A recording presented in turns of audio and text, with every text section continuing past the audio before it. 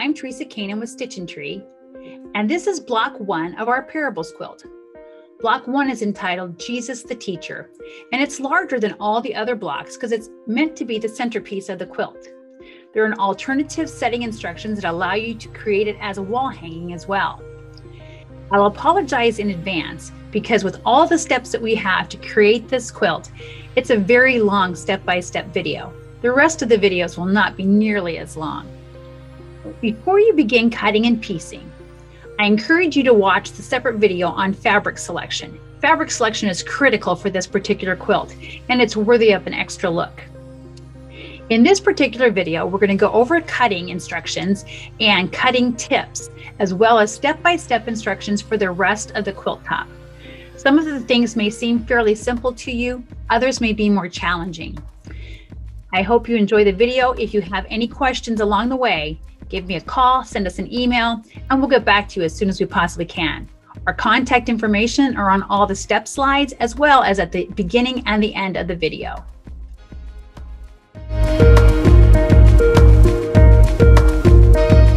Heavenly Father, creator of all things, create a clean heart in me, Lord, and renew your spirit within me. Open my heart to the lessons of your Son, Jesus Christ, the greatest teacher the world has ever known, that I might teach others through my thoughts, words, and deeds. Open my lips, Lord, that I might declare your praise. Bless my hands, Lord, that the quilt I begin today brings honor and praise to your Son, Jesus Christ. Restore the joy of your salvation with my group of friends, these quilters of faith. Amen.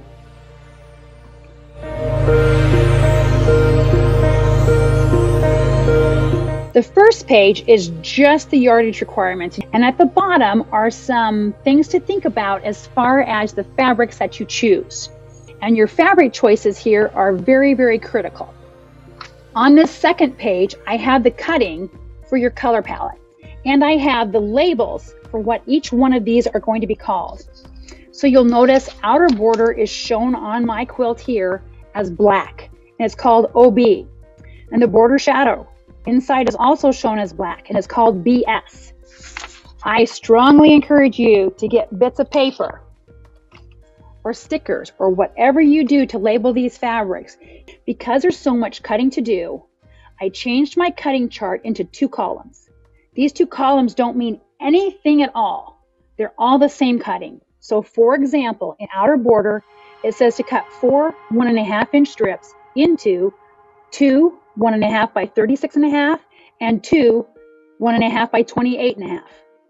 I only went to 2 columns because otherwise this would have been a 2-page list. That's the only reason why I did that. There's nothing significant about what's in each column.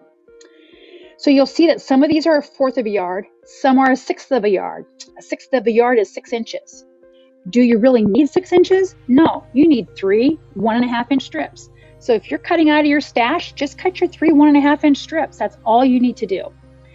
You will find that here on outer shadow 1, it's possible you can get by with 3 strips. It all depends on whether or not you're using fabric that's good old-fashioned fabric that was 45 inches, or if you're using fabric that gives you about 40.5 inches of cutting space.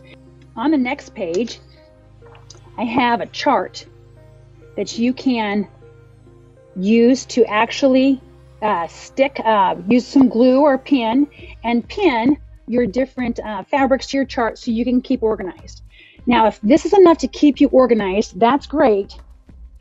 But if you need labels, use these labels.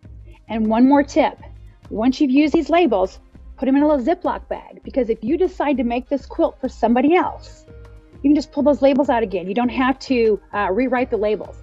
Finally, after all of that cutting and all of that charting, we finally have the lesson about Jesus the teacher and how a simple man became the greatest teacher the world has ever known. I love doing the research and the study part of my different Bible series, and that's the former educator in me. I love to do that piece, and I hope that you enjoy it as well. Page 5 begins the instructions for creating the quilt. The quilt is going to be created in 6 different sections, and I indicate those here. This is a lot bigger than a normal block, so there's a lot more to it. We'll work our way through the whole pattern. It's a long one. I apologize. And then at the end, it talks about if you're doing this as an individual wall hanging, you might want to leave it as the 28 by 38 inch piece. Or if you want to make it a little larger, like a little lap size quilt, you're going to add a 3.5 inch border to it. The last page, again, is a place for your own personal reflection.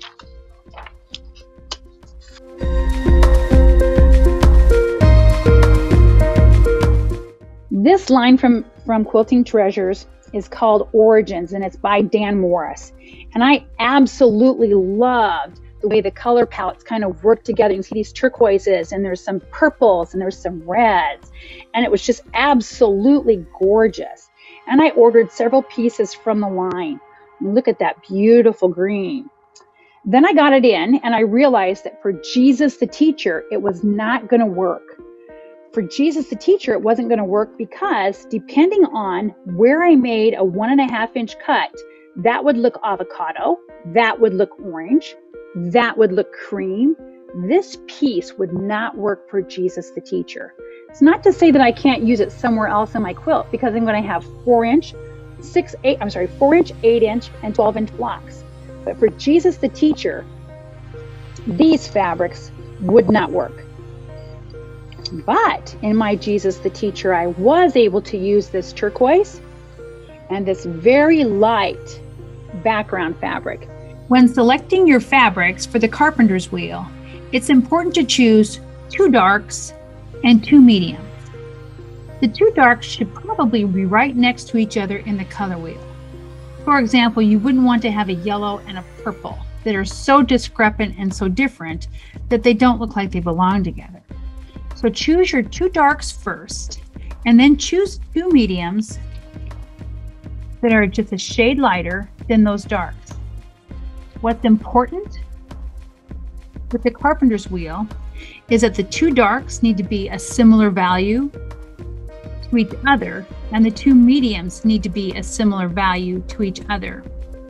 When making the carpenter's wheel, the 2 darks will appear together, the 2 mediums will appear together. So it's important that you have good contrast between the 2. You can see here that I have good contrast between all 4 of my fabrics. Okay, you can see my mat collection here. I literally change a mat depending on the fabric that I'm going to be cutting. This is a shrimp colored fabric. It's going to be hard for me to see here against my red mat. So I might change it to the orange side. Still not the best. Here's my black mat. Wow, I can really see it there.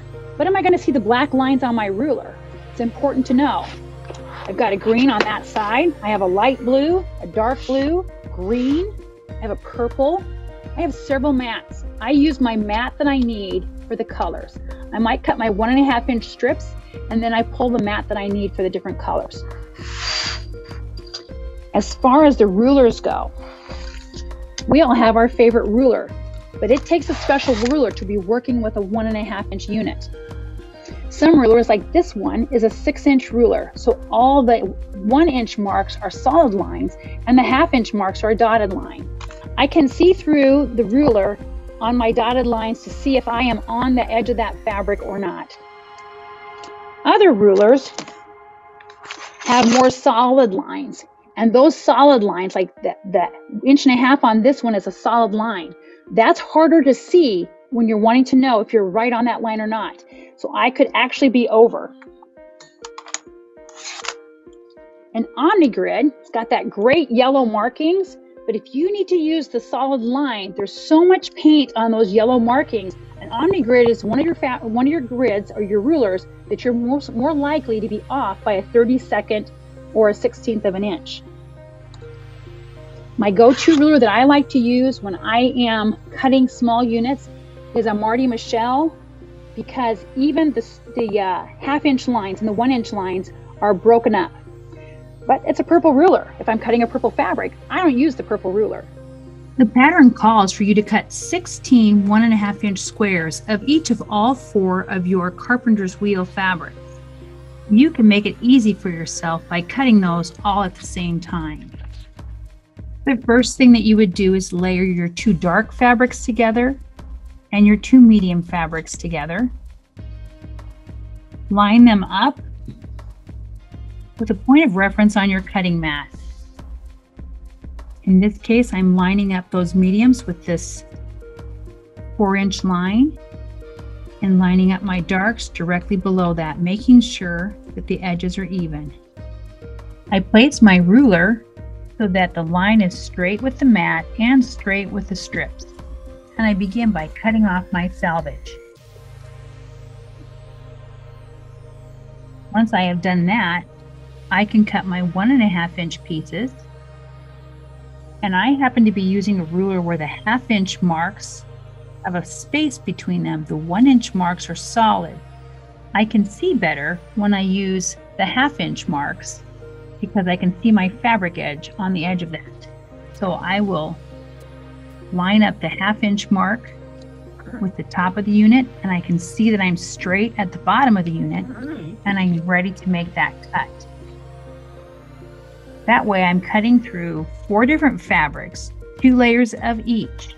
So I'm cutting 2 units of each of those 16 each time.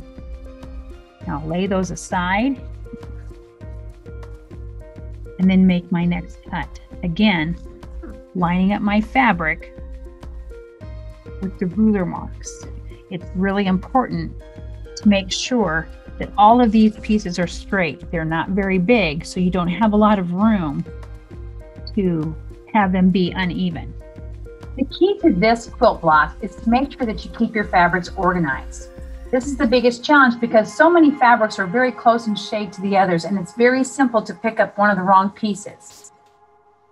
I encourage quilters to use a system that works best for them, not necessarily to take on a system that somebody else is using. Whatever you're used to using to keep track of your fabrics, that's what you should do for this particular quilt. Here's an example where I've got it on a quilt wall by letter of the different fabrics, so I can see exactly which fabric I'm using. For me personally, I like to do this very same method, only I like to lay them on a tabletop. Other quilters might be more comfortable just marking each of the piles of fabric and keeping track of them that way. And other quilters prefer to use Ziploc bags to keep track of their different units. And remember, you always have page 3 of the pattern that has the actual chart that you should have filled out with the different fabric scraps that you have. I always keep this up and handy and double check each one of the fabrics before I actually sew it into my quilt. Whatever method you choose to use, just make sure that it works for you and it's comfortable and easy and flows well as you're actually constructing your quilt. Let's get started.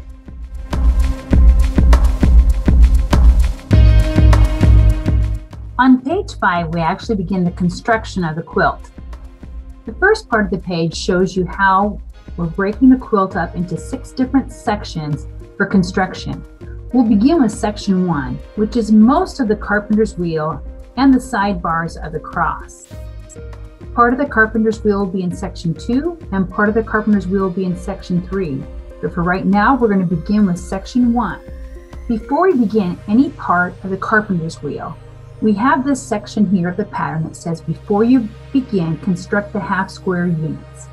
Those would be all the half square units in the carpenter's wheel in section 1, 2, and 3. Near the bottom of page 5, there's a chart that tells you how many of each unit you need to make. For example, here, WD2, wheel dark 2, with C2, cross 2. I need 2 of those pieces. I need 6 of WM1, which is wheel medium 1, and C1, which is cross 1. Depending on the order in which it goes into the quilt, that same unit might also be named C1 WM1. Just depends on which direction that unit is facing. So it's really important to get these sorted out and get them correct so that you don't put the wrong piece into the carpenter's wheel.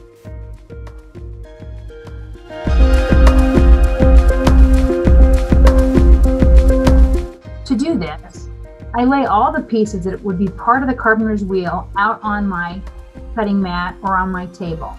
And I label each one of them. You can see here I have C1, wheel dark 1, wheel medium 1, C2, wheel dark 2, wheel medium 2.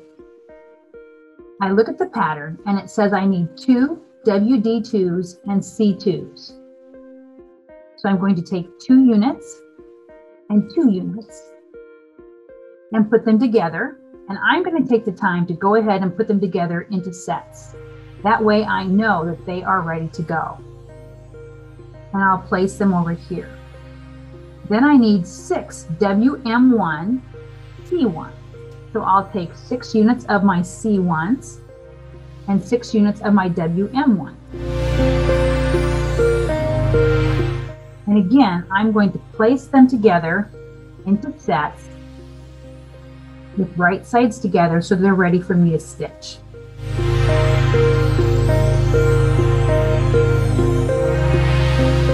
Now I'll set those aside. For each half square color combination, I've made little notes that I can attach to the fabric sets. That way I make sure I keep them all straightened out. I'll go ahead and continue to sort these out until I've used them all. You'll see here on the chart at the very end, it tells you after putting all of your sets together, you're going to have 4 remaining C2 squares. So that's kind of your checks and balances.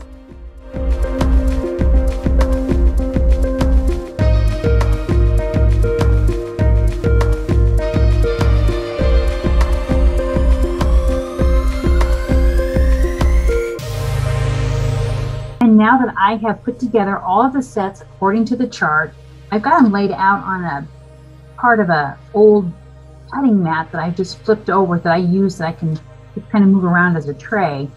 Got them all labeled, and you can see I have 4 remaining C2 squares exactly like the pattern says. I'll go ahead and stitch these into half square units using the instructions on the pattern, pressing the seams open, and then I'm going to place the labels back on those half squares so that as I begin to piece the rows together, I'll keep them organized. When making half square units this size, I often just go ahead and stitch diagonally, trim, and discard the remaining piece here. It is a waste of fabric, but it's much easier than trying to deal with 2 small triangles. You can use whatever method for marking or knowing what that line is. You can use your ruler and a pencil to mark the line for the half square units. Another method would be to take the unit that's going to be on top and with wrong sides together, fold it in half diagonally, press for 5 seconds, and then when you put the 2 units together, you will have the pressed line that you can see as you sew through your machine. That's another method that you can use. Or the third method would be to actually use a piece of tape or marking on your machine. When sewing the half square triangles, I like to use an open-toed foot so that I can see the line or the markings that I'm trying to follow as it goes through my machine. I start with the starter strip in the machine because it's hard to feed those corners of a square through without having them catch slightly. Now my machine has a marking for the 0 line, and I can take that marking and follow it straight to the needle in my machine, making sure that I don't cover the feed dogs. This first half square is my marked half square, where I will follow the line that is there, and you'll notice the tip of that square will follow this piece of tape.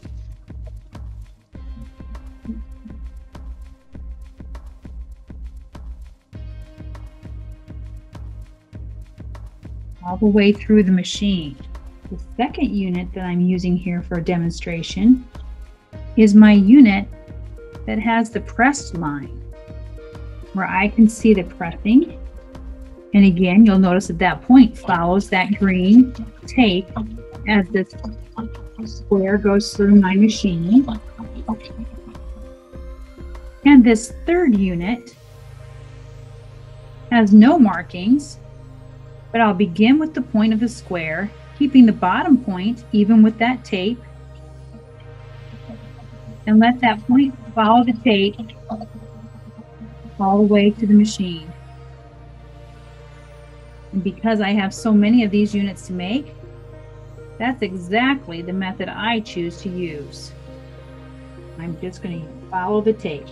So I'm simply going to start out with that first corner at my needle position. My bottom corner is on the tape, and I will just sew, keeping that bottom corner on the tape all the way up to the needle. Stopping in time so that I can chain piece my following units. I'll go ahead and chain piece all of those before we trim them and press them open. Once I have my units chain pieced together, I use a chain ripper, which is just a seam ripper that's in a base. When I open it up and set it still, then I can literally just pop those chains apart. What I like about using a chain ripper is then I'm left with a pile that's the exact reverse opposite of the way I stitched them. That way, again, I can keep them organized and in their sets the way they are supposed to be.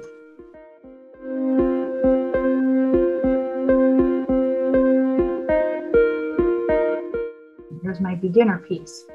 When I'm finished chain ripping, I go ahead and take my seam ripper, flip it back over, set it in the base, and now I know how to find my seam ripper when it's laying on my table. It's not going to hide underneath my fabric like it normally would.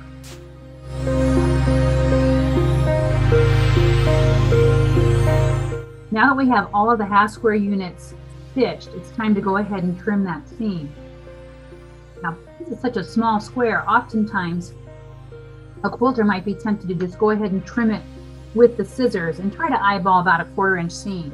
But because we're pressing these seams open, and because we are dealing with such small half squares, my preferred method is to take a ruler that has a clear 1/4 inch marking on the edge, run that 1/4 inch marking from corner to corner, and trim those edge pieces away. And I'll do that for each one of the units in the stack before I press them.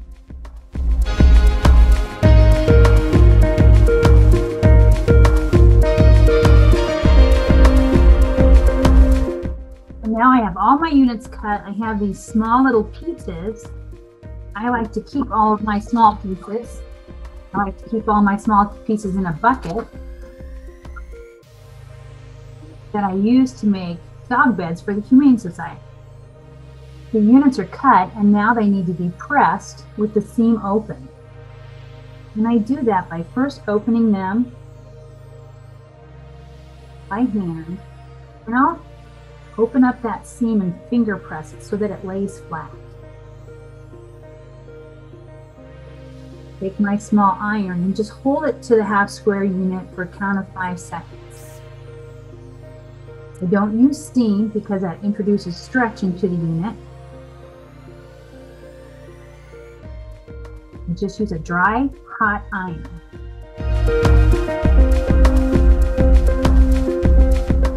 Once I have all the units of a particular color path complete, I'll put them with their label back on that little board that I kept so that I make sure I keep everything organized and have the right colors together.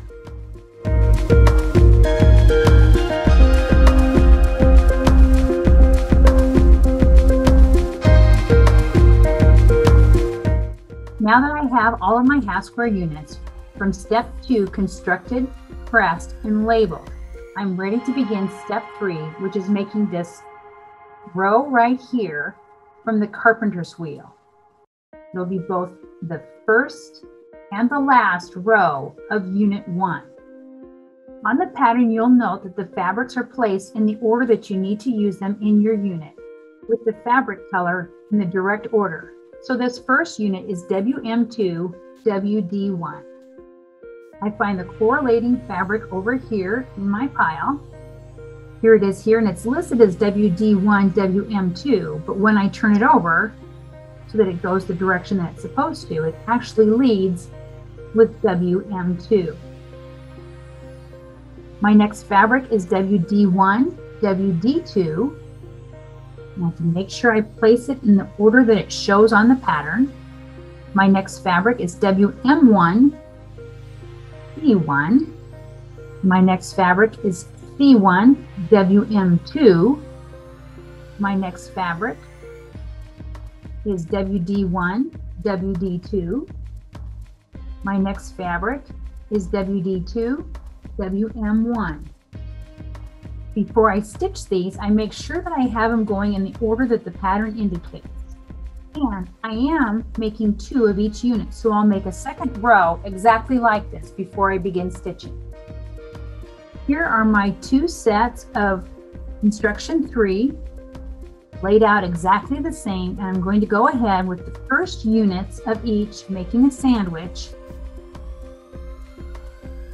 leaving the rest of the units on my design mat here so they don't get out of order. I'm going to piece this unit through first, chain piece this unit on. I'll take this unit off and add the third piece. I call that a revolving chain. So I'll just keep going from one unit to the next, making sure that my 1/4 inch stays nice and true. I've switched my foot to a 1/4 inch foot, and I've tested my 1/4 inch seam to make sure that it's a true 1/4 inch. Again, I'm using a beginner piece. And then this is the unit from step 3, the first 2 pieces of that carpenter's wheel. Since I'm not matching seams, I just make sure that my square is intact. I can use a pin to hold the unit in place if I need to, but I find that with these very small units of just 1.5 inches, oftentimes I can hold them well with my fingers.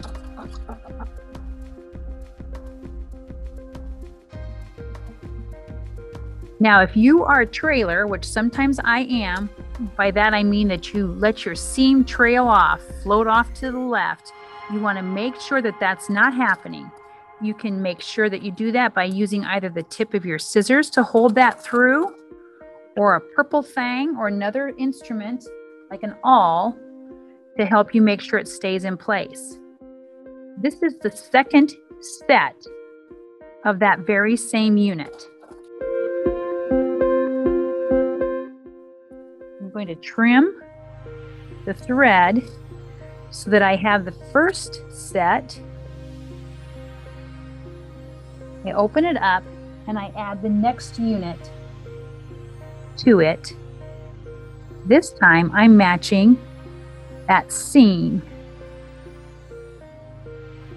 So for this unit,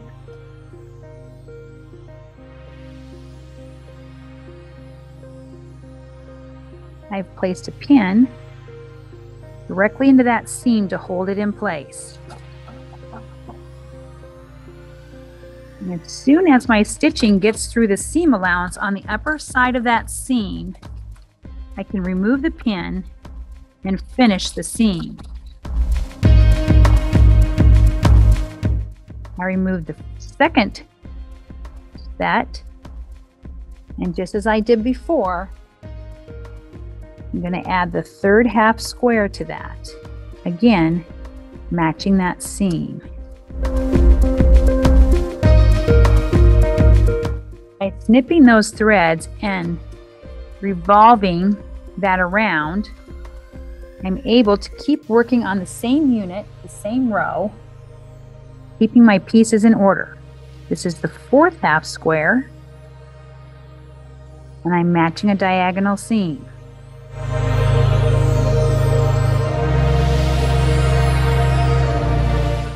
Second set, fourth half square, matching a diagonal seam.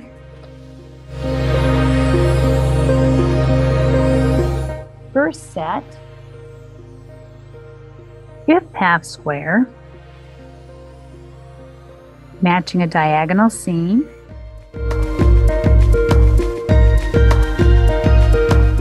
Second set, fifth half square, again matching the diagonal seam. First set,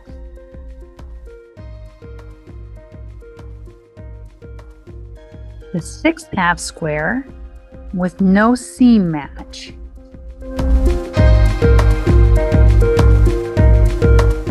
Second set,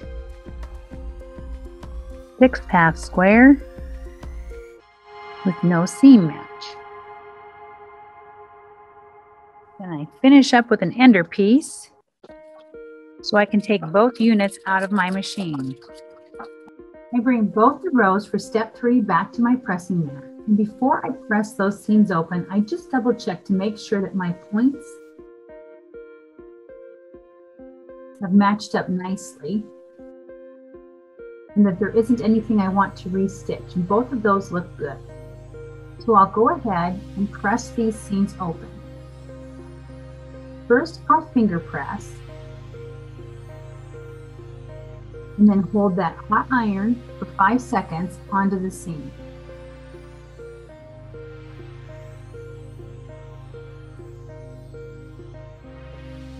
Making sure that I don't unpress any of the half square seams that I had originally in my units.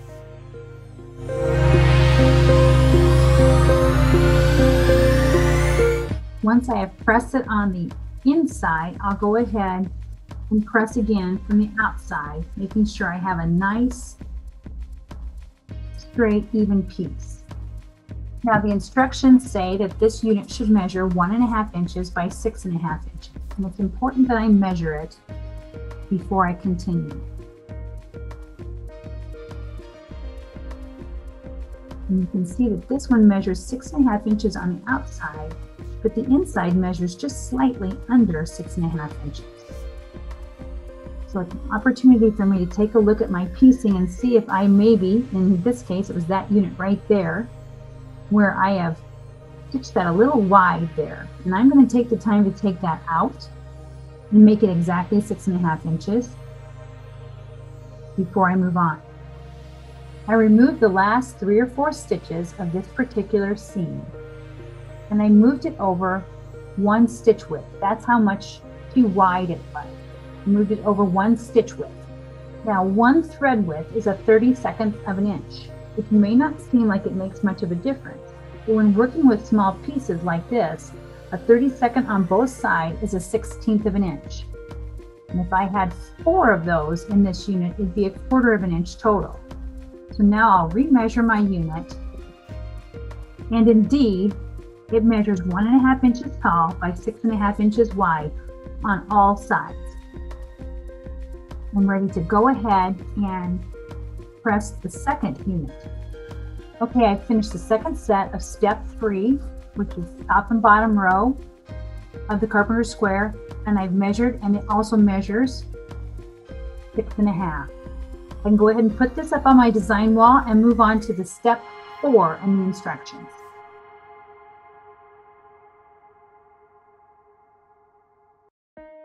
I'll construct step 4, the next row of the carpenter's wheel, in the same manner that I did step 3, laying my units out in the order represented on the pattern, making sure that it looks like the image on the pattern before I begin stitching. I'll stitch these at 1/4 of an inch using the rotating method that I shown you in step 3, and I'll complete both of these rows, check my seams before I press the seams open, measure, and this should measure 8.5 inches. This unit is actually 2 half squares longer than the unit that we did in step 3. Once I have finished stitching the pieces together for step 4, I double check to make sure that my fabrics are in the order that they're supposed to go. I turn it over, I press it open, and I might measure my unit to make sure that it measures 8.5 inches. I'll place those units on the design wall and move on to step 5.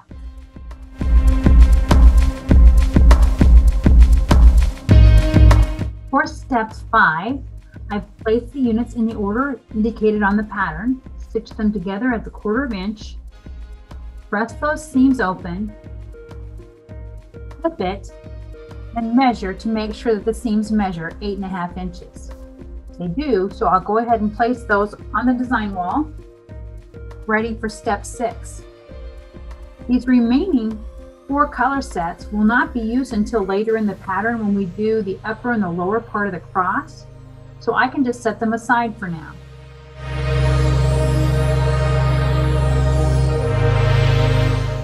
I have my units from steps 3, 4, and 5 together on the design wall here.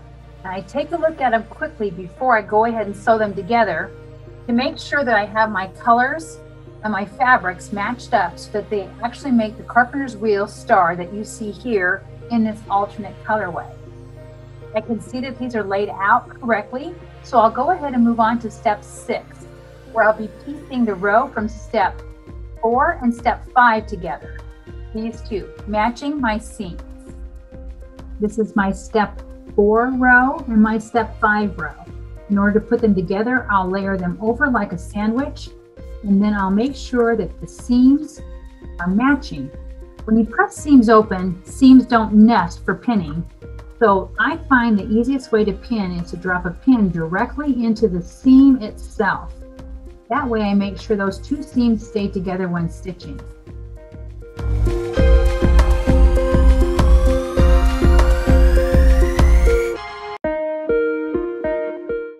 I also like to pin the beginning and the end of the unit to make sure that the fabric edges stay even as I run it through my machine.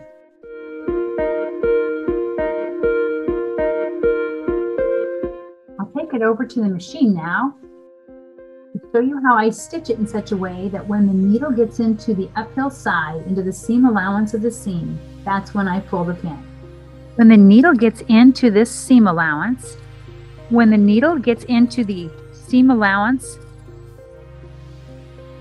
I'll go ahead and pull the pin to make sure that my machine doesn't run over the pin and damage the needle.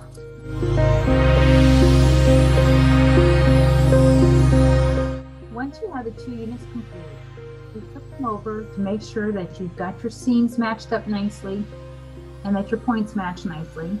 And if the piece looks the way you like it, it's time to press.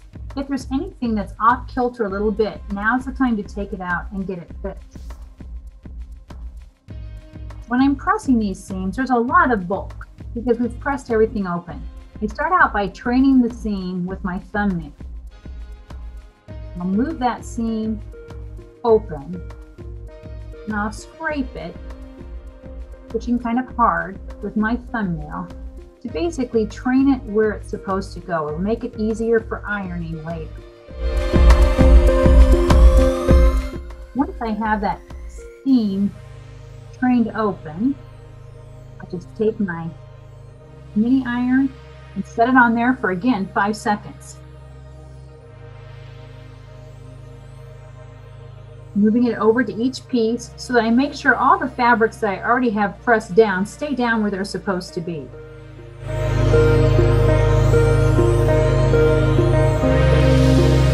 There, doesn't that look nice? Now I'm ready to go ahead and press the other half, and then I'll be ready for step 7.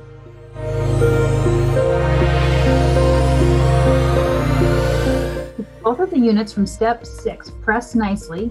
I lay them together, and once again I double check to make sure that my colors are all in the proper places, and I'm ready to go ahead and pin and stitch step 7. Again, I roll it over like a sandwich. I'll match up those seams in the same way I did previously, pin them, stitch them, and then press them open once again. Once the needle gets into the seam allowance, I remove the pin and continue on. Once you finish that seam, you flip it open and take a look to see that all of your seams match up nicely. And again, that you've sewed it correctly so your colors all go nicely together. And if it's ready to press, go ahead and turn it over, and once again, train that seam with your thumbnail before trying to press. That way you get a nice flat press. And again, just hold the iron in place for 5 seconds on each one of those seams. And I'd like to turn it over and give it another good press. Now I'm more of ironing it to make sure it stays nice and flat. And the unit is complete. We have finished step 7, and the difficult part of this quilt is complete. Now we're going to go ahead and add the pieces so that we can finish the horizontal crossbar, which is the first section of our quilt.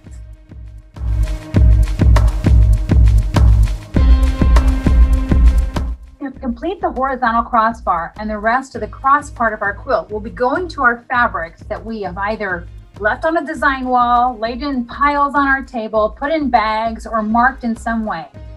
And you'll find that on the pattern, we indicate which units you're supposed to stitch together. Let's take a look and see how that works. Step 8 tells you that you're going to need a 2.5 inch inner shadow 1 unit, a 1.5 inch H unit, and a 5.5 inch C3 unit. You'll take those units and you'll stitch them together in the order shown. And you'll need to make 4. So go ahead and get 4 pieces out of each, and you can chain piece those through your machine. Once I have the units from step 8 pieced, go ahead and put them apart using my chain ripper. Open them up and make sure that it resembles the image. I have my inner shadow 1, my H, and my C3. And the instructions tell me to press towards the C3 fabric. It's important when you're pressing these to make sure that you keep your unit nice and straight on your pressing mat. If after pressing, your unit has a curve to it one way or the other, it's possible that your seam is not straight. And you want to make sure that your seams are straight so that your seams will match up nicely on the finished quilt. And the horizontal and vertical lines will be very exact. Again, we're pressing towards the C3. Just holding that in place for 5 seconds. You will need all 4 of these units when we complete the horizontal crossbar, but you can set them aside for a moment as we're going to move on to another section of the cross.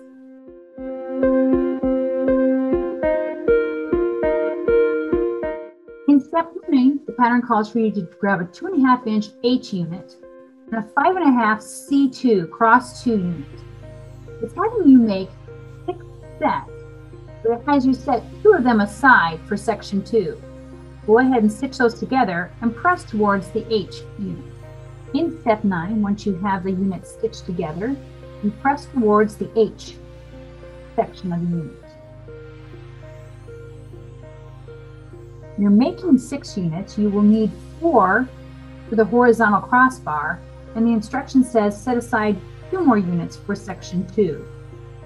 So I'll take 4 of these units and set them aside to finish this section, and I'll take 2 units and pin them to my design wall for section 2.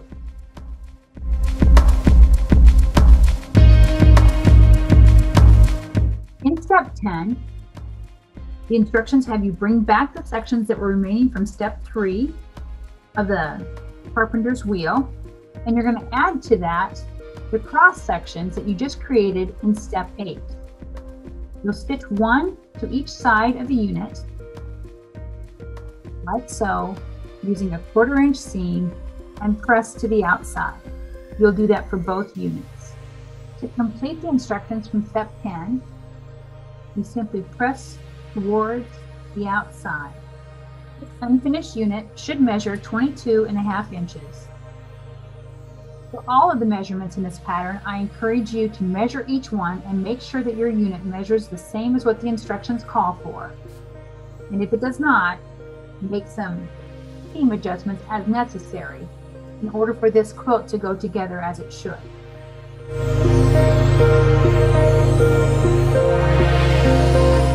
Step 11 calls for you to take the units from step 9 and stitch them to the sides of one of the 7.5 inch C1 cross units.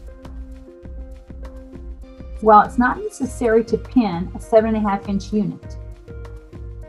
If you need to make up any part of that fabric in this seam, you should pin it to make sure that your beginning and ending part of the unit remains even. Once you have the first half of the step 9 unit stitched to your crossbar, take the second half, flip it over, lay it in place, and make sure that these seams line up. If you've accidentally placed it this way, it will not turn out right. And if you place it this way and find that your seams don't line up, you may need to make an adjustment in one or both of your seams. Once you have completed the unit from step 11, You'll press the seam open. It will seem a little awkward, particularly with this seam, but it's important to have the seam pressed open in order to piece this to the carpenter wheel unit. Again, I hold the iron in place for 5 seconds. And I make sure that I'm pressing it nice and straight. Again, it's very easy to press a curve into your seam if you're not careful.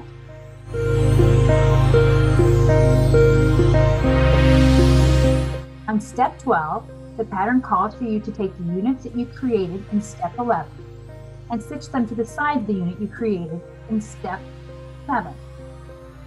You'll do this by matching the seams just as you did when we were piecing the carpenter's wheel together.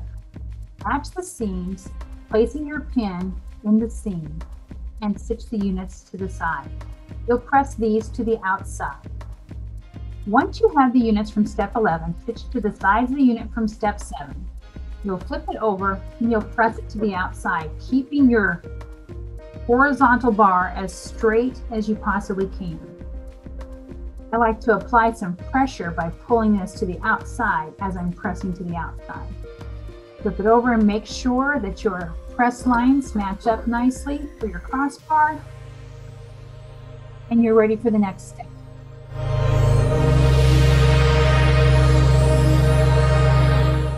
On step 13 of the pattern, it calls for you to take the units from step 10 and attach it to your unit from step 12. Again, you're going to turn it over, match the seams, and pin very closely. You'll press these units open.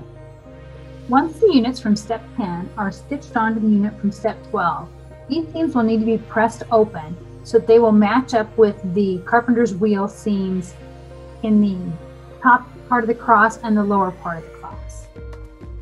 Once again, take your fingers to bring those seams open before pressing.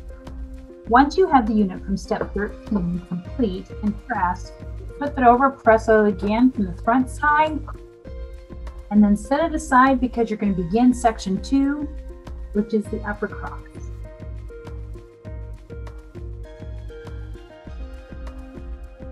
This is my section 1 horizontal crossbar that's complete. I'll leave it hang on my design wall while I begin section 2, the upper cross. In section 2, we're going to start out with the last parts of the carpenter's wheel. We'll make it for the upper cross. We'll also make a set for the lower cross, and we'll just set that aside.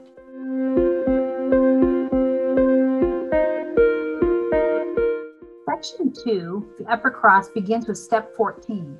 In step 14, we have you finish the last of the carpenter's wheel, putting in order WD2 with C2, C1 with WM1, WM2 with C1, and C2 with WD1. You're going to make 2 of these units using the same method we did before, where we're going to rotate those as we chain piece them. I'll put these 2 pieces together, then these 2, come back and add this until I finish. I'll press those seams open. I'll use one for the upper cross section, and I'll set aside the other unit for the lower cross section later. Once I have the units pieced together from step 14, I flip it over, make sure my points match up nicely, and then I go ahead and press these seams open, just as we did with the rest of the carpenter's wheel. These units should measure 4.5 inches wide. It's important, just like it was with the rest of the carpenter's wheel, to measure and make sure that that's what your measurements come up to be.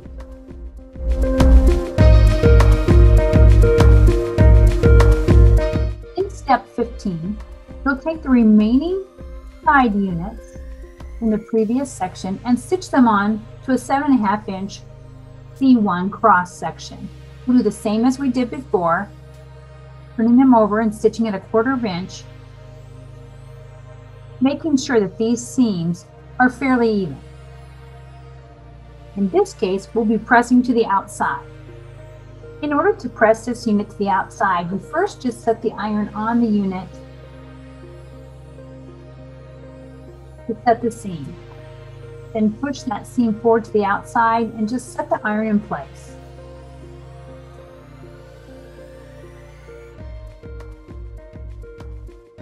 turn it over and do the same for the other side. Center of our upper cross is complete, and it's time to add the last of the carpenter's wheel. We'll do that by flipping it over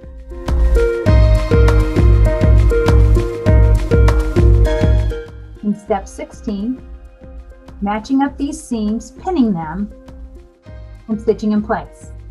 The second half of the instructions on step 16 say to press towards the cross unit. So I will flip it over, set the seam,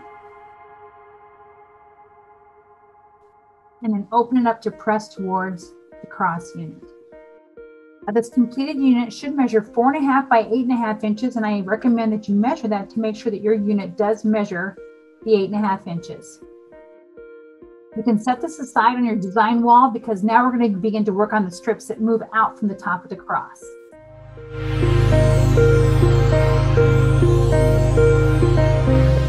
Okay, I have my cross top, the center section right here, ready to go, but now it's time to begin the side pieces of that. And these are all going to be fairly simple. You're just going to stitch a few of the pieces according to the instructions, and you're going to press it the direction that it says and hold them, and eventually we're going to sew a left and a right side to this unit. Each one of the strips that you're about to sew should measure 8.5 inches. Make sure you measure each one as you go. The rest of the upper cross unit is included in steps 17 through 25. And much like we did when we made this part of the crossbar unit, the horizontal unit, we're just going to stitch the units together in the order that it indicates in the pattern. So for step 17, it indicates that we use a 5.5 inch C3, a 1.5 inch H, a 1.5 inch IS2, and a 1.5 inch IS3. You'll notice that we go from the H to IS2, skipping IS1. That's why it's very important to follow the pattern and make sure that you're putting in the units the way you have them marked. You'll stitch them together with a 1/4 inch seam, and you'll press them in the direction shown on the pattern. Step 17 and 18 show the image to the right and to the left of the instructions. But when you move on to step 19 on page 8, you'll see that I've combined the instructions and combined the images together to make it easier to follow and to see. All of the units should measure 8.5 inches in length. Make sure you measure each one, and make sure you make 2 of each unit. You'll need to press in the directions indicated by the pattern, and then once you have all of them complete, we'll come back together and we'll stitch them together in step 26. I'm not going to shoot video of each individual unit because these are fairly simple, and as long as you press them the direction that's indicated and you measure, you shouldn't have any difficulties at all.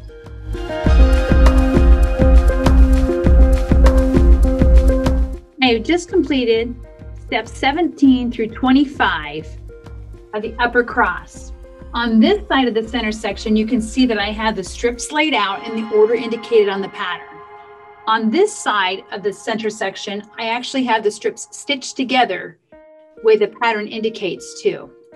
It's important to lay them out first and make sure that your colors are going where they're supposed to go and that you have your unit so that they line up. I'll show you a few tips and tricks for piecing and pressing these units so that they lay as flat as possible on your quilt top. Before piecing your upper cross units, you want to lay them out on a mat so that you have your array that's correct. Remember, one side of the unit is going to array out to the right. The other side of the unit is going to array to the left. Then beginning with this first 2 strips, you're going to lay them over like a sandwich, and you can see that some seams in these cases will nest and other seams will not. When the seams do not nest, you still want to go ahead and pin those seams. So I'll begin here, layer that over, and I'll start by nesting those seams and pinning the seams that nest. And I can pin by pinning on the upper side of the seam in the seam allowance, or when nesting seams, I like to use a fork pin, which is a two-pronged pin that has a bent edge to hold on to, and it allows you to pin on both sides of the seam at the same time. I have on this first unit a second nested seam, so I will use a second fork pin. Then I like to pin the leading edge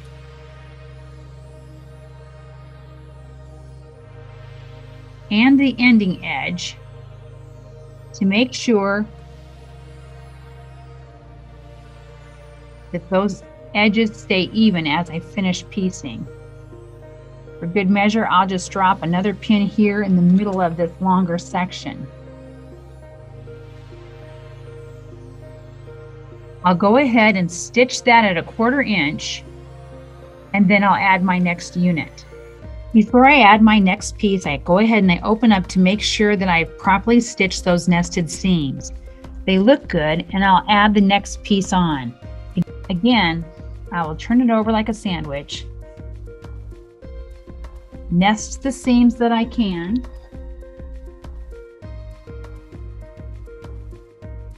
and pin those seams.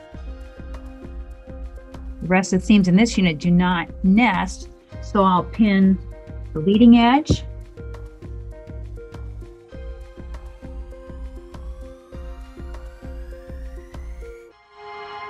the ending edge,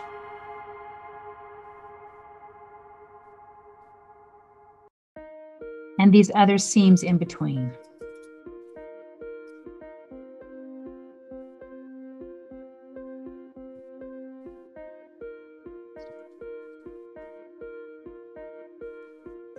I'm ready to stitch this unit. You will note that I did not press this seam yet. These seams will press to the outside. I like to stitch my whole unit first before I press. I find that the technique that I use for pressing helps keep it nice and square as opposed to pressing a curve into any of these seams. When I take the unit to my machine, I make sure that I have the newest piece on top and the rest of the unit on bottom. I place it straight in my machine even with the 1/4 inch foot, and I stop before I get to the pins to make sure that I take them out. Even when I progress towards, say, a fork pin, I make sure I stop with my needle in the seam allowance at the top of the seam, remove the pin, and then continue on. All the while, I'm keeping the unit straight in my machine so that I have a nice straight 1/4 inch seam. These are very small pieces, so I keep my hands nice and close to keep it straight, making sure that I do not trail off at the end. Pressing is critical to keeping this unit straight. You want to lay your pieces on your mat and make sure you have all your colors in the location where they should be. Double check with the pattern to make sure that your fabrics are all properly placed before you take the time to press. This unit hasn't been pressed yet. You can see all the wavy lines. We'll need to correct that. This unit has been pressed. You can see that it's nice and square. Start by laying the unit flat. Get one vertical line and make sure that you keep it square and straight on your mat. Notice my horizontal seams are nice and horizontal. My vertical seam allowance is nice and vertical. I'm going to stretch the unit out just to make sure that I have it square on my mat, and I'm going to begin by pressing in the center, not the ends, the center. I first set my hot iron without steam on the unit itself. I tug a little bit on the left-hand side to be able to stretch out those seams. I'm still keeping the unit nice and straight horizontally. I move the iron over the first seam and hold it in place for 5 seconds. Move to the second seam. Hold it in place for 5 seconds. Move to the third seam. Hold it in place for 5 seconds. And I'll continue this throughout the rest of these seams as I hold it in place for 5 seconds on each one. You can see now that I have a nice press. My lines are all vertical. My horizontal lines are still horizontal. As I look at it, it looks good from this side. I flip it over and look from the other side, and it's good. I'll go ahead and continue pressing. Notice that without pressing the top and bottom, I have a wave to my upper and lower. I'm going to do the very same thing, applying some pressure on the left-hand side to keep those seams straight and pulled out as much as I can. I continue to make sure that it's straight according to my mat, and I hold each seam for 5 seconds at a time. Now you can see that everything is straight. My horizontal lines are straight, my vertical lines are straight. It's time to move to the rest of the unit. I straighten it out, give it a little tug, and begin from the right, moving to the left, holding my iron in place for 5 seconds. There's no shortcut to this. You really have to take the time to press it correctly in order for this whole unit to go together without curves in your vertical lines on the unit. One final check. I'll look at it once again, see if there's any areas I need to straighten out in any way, and then I'll press it from the top, making sure that I have a nice flat press on the entire unit. If I'm satisfied with it, I'm ready to go ahead and sew it into my quilt top. I lay my unit from step 16 next to my recently pressed piece. I add the other side, and I take one last opportunity to double check and make sure I have all the fabrics in the right location before I stitch the full unit together. This section is dubbed in. We're on the home stretch, but before we move on, you want to make sure that your unit from step 26 measures in length the same as your unit from step 13. Make adjustments to your seams before you move on.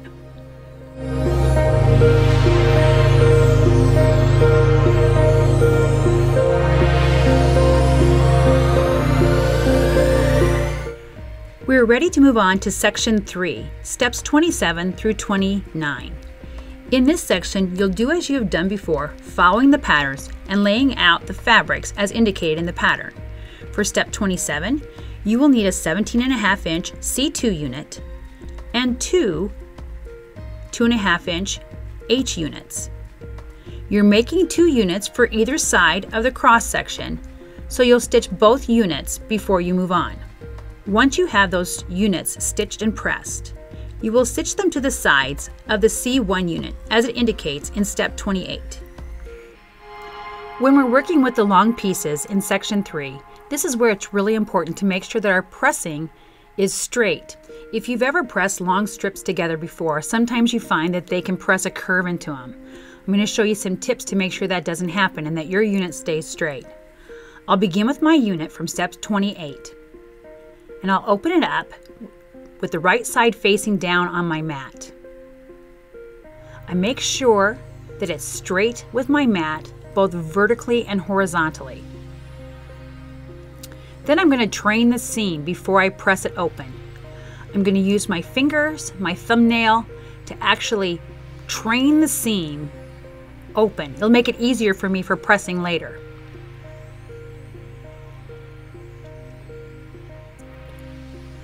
Once I've trained the seam, I'm going to go ahead and take my small iron and set it on the seam for 5 seconds. Again, I'm making sure that my unit remains straight on the mat and that it doesn't have a curve to it. I'll move the iron forward in incremental steps, keeping the piece straight on the mat. You can see at the end here, it does want to curve. It wants to curve uphill. It's my job to train the piece so it doesn't curve. I'll get it straight on the mat, and then I'll go ahead and I'll use my fingers to press it open. Once I've done that, I'll add the iron and hold it in place for 5 seconds at a time until I've completed the full unit.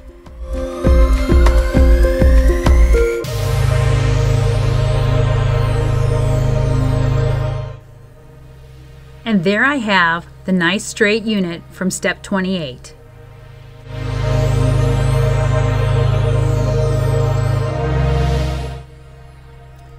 Once I have my unit from step 29 pieced and pressed, I add to that the carpenter's wheel unit from step 3. I make sure that my fabrics in my cross 2 and cross 1 match up, and then I take the unit from step 3 and I turn it over like a sandwich onto my unit from 29. I'll pin the seams that are pressed open and prepare to sew it in place. Once I've sewed the unit in place, I lay it on my mat and turn it over and check to make sure that my seams line up. I need to press this unit, and I'll be pressing it towards the long unit from step 29. By doing that, I just tug a little on the left-hand side, set my iron on it, and press for 5 seconds. This one might take a little more than 5 seconds because we've got so much bulk in those seams to press. This section is dubbed in. Once you have finished the unit from step 29, you're going to go ahead and take a look at it in comparison to the rest of your carpenter's wheel to make sure that your colors and that your fabrics for the cross line up.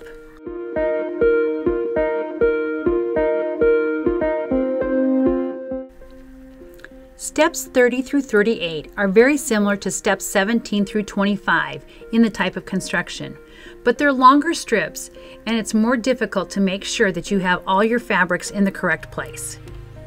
To keep myself organized with these long units, I keep one hand on the pattern while I get out the units that the pattern calls for. Step 30 requires one 1.5 inch H unit, one 1.5 inch IS2 unit, and one 1.5 inch IS3 unit. Those units connected with the C3 unit will complete the unit for step 30.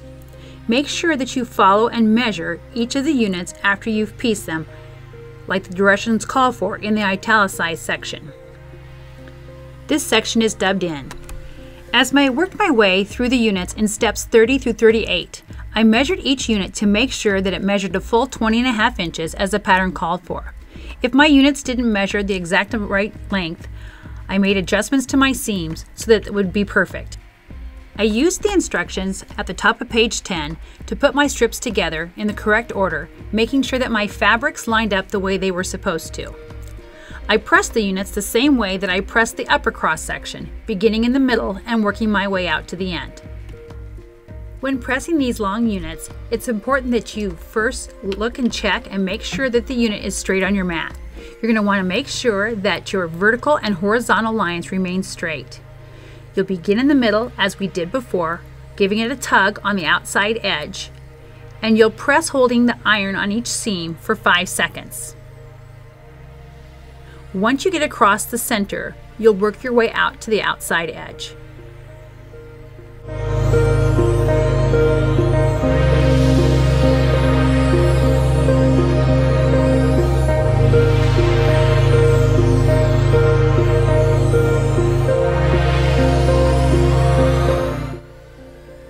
Once I have my unit complete, I turn it over, take a look, make sure that all my vertical and horizontal lines are straight, and I'll press it one more time from the top. I'll do the same with my other side, and then these units will be ready to put together on the quilt.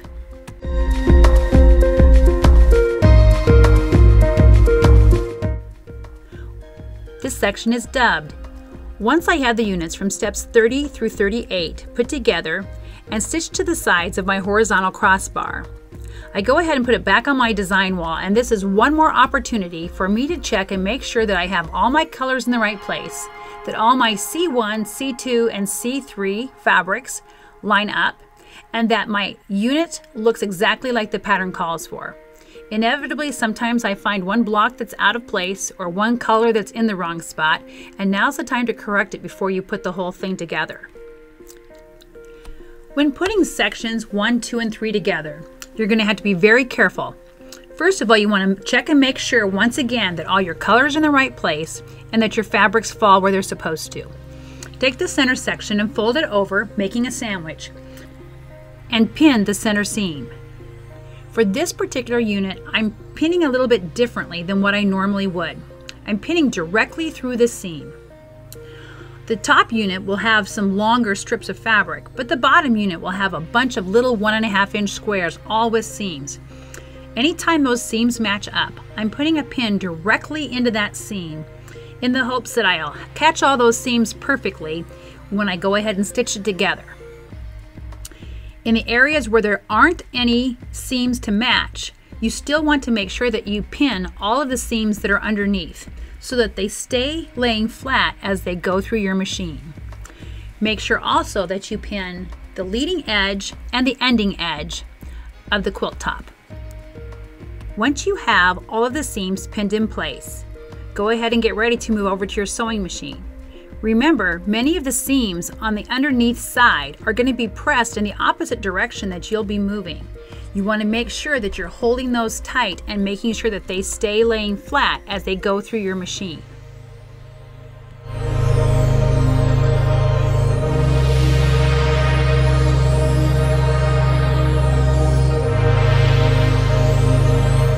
Now we're ready to move on to the side inner border. In instructions 40 and 41, the 2 units that are going to go on the side inner border are indicated in the pattern. Make sure that you piece them together in the order that the pattern indicates and use the pressing instructions the pattern indicates. For example, in this first piece it tells you to press out from the H unit. That's so that it matches up nicely with the seams. Once you have these 2 pieces put together, stitch them together and stitch them onto the sides of your quilt top. The instructions on step 42 tell you to piece the steps 40 and 41 units together and then press them to the outside. I do that by taking the unit from step 41, have it on top, set the seam with a nice hot iron, no steam. Make sure that my unit is straight on the mat, and then I open and press to that outside edge. All the while making sure that I'm keeping the unit straight as I press. You don't want to press a curve into this seam, as it's the last 2 borders before the outside border, and you want it to be nice and straight. So you can see that as I'm pressing, I have that pressed nice and straight. When you have the whole unit pressed to the outside, go ahead and measure the unit as the pattern calls for, noting that the pattern says it should measure 34.5 inches. If yours does not measure 34.5 inches, this is the time to go ahead and adjust a seam if necessary, before piecing it to the outside of your quilt top. In step 43, the pattern calls for you to take the unit from step 42 and pin it to your quilt top. You'll begin by pinning the outside edges. The next place that you'll pin is where set H lines up with the cross section. Then you'll go ahead and you'll pin several times in between to make sure that you have the unit on and pinned securely to your quilt top. Whenever possible, match seams. Just like with everything else we've done, this is a case where you should pin frequently so that you have a nice, even seam for this final inner border.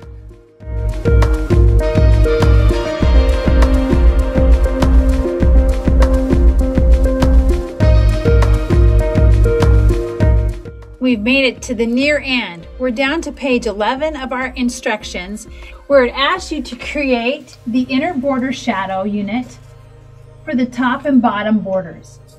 You'll follow the instructions in the pattern for adding the different units and make sure that you press to the inside into the H unit from both directions.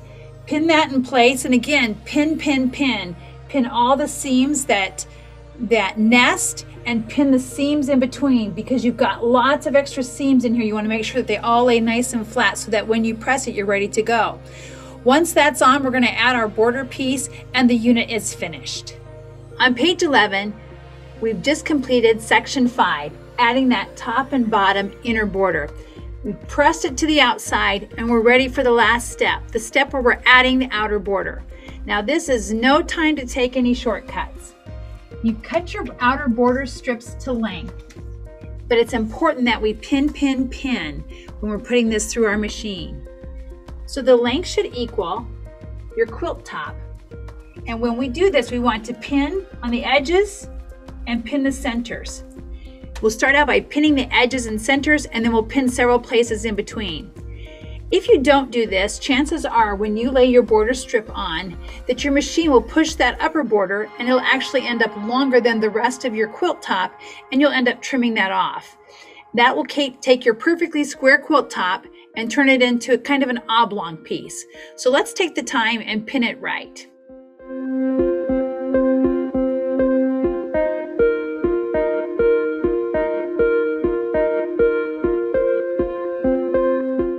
We'll start with the outer borders. I've taken my outer border strip and I've pinned it to each end of my outer border. I'm going to fold my whole quilt top and the outer border strip in half lengthwise to find the center of both the quilt top and the outer border strip. Now this is the rough way to do it. If you want to measure and find the exact center, you're welcome to do that. I just find the center by holding it in place, folding it in place, and then I'll pin that center with another pin. Then I'll move it to a flat surface. Once I have my outer edge and my center of my border strip pinned, I'll pull it taut just with my hands, walk to the center of it with my fingers, and make sure that I have the border strip even with the quilt top. I'll pin that section, and then again straighten it out, go to the center of the two, and pin that section. If we don't pin this thoroughly, it's likely that the actual quilt top will slide over away from that border strip, and we won't have a true 1/4 inch seam on both sides. There's one half of the quilt. I'll do the same for the second half.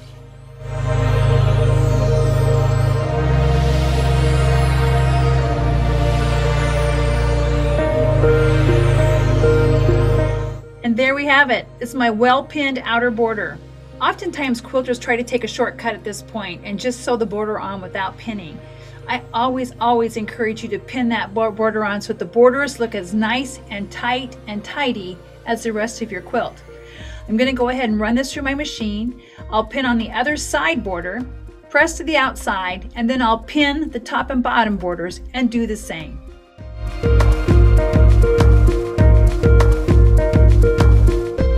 And there you have it. Our quilt top is complete. I have taken the borders, stitched them on, and pressed them to the outside.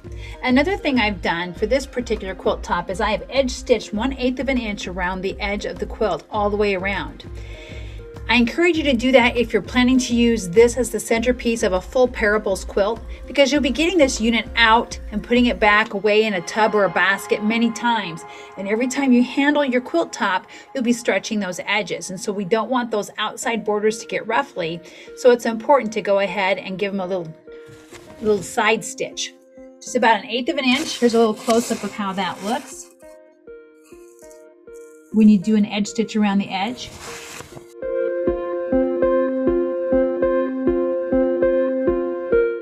With this quilt, I have it quilted and bound. In the pattern, we indicate a way that you can add an additional border if you want to have it just be as a standalone wall hanging or a lap quilt. I left mine as the 28 by 38 because I like the size of it for a little wall hanging. If you have any questions along the way, give me a call or send an email or post a message on our Facebook page. We'll be happy to get back to you and help you with any problems you might be having. This is Teresa Coenen with Stitchin.